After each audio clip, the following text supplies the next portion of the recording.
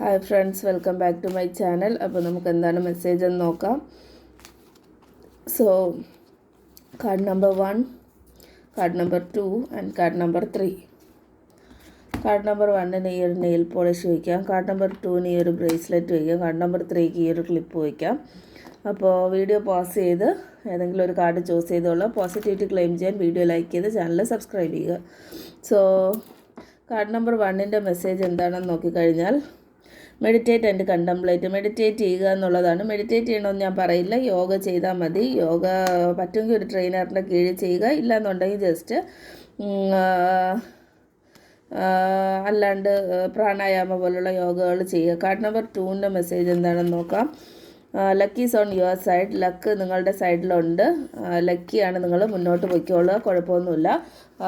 Card number 3യുടെ message എന്ന് പറയുന്നത്, have faith in your dreams. നിങ്ങളുടെ സ്വപ്നങ്ങളിൽ വിശ്വാസം അർപ്പിച്ച് മുന്നോട്ട് പോവുക. തീർച്ചയായും ഒരു ദിവസം അത് ഫലിക്കും. മാനിഫെസ്റ്റ് ചെയ്യുക. ഞാനത് നടന്നു എന്നുള്ള രീതിയിൽ എഴുതി വയ്ക്കുകയോ പറയുകയോ ചെയ്യുക. രാവിലെ കണ്ണാടിയുടെ മുന്നിലൊക്കെ പോയി നിന്ന് ഞാൻ ഹാപ്പിയാണ്, I am happy, I am lucky എന്നൊക്കെ പറയുക.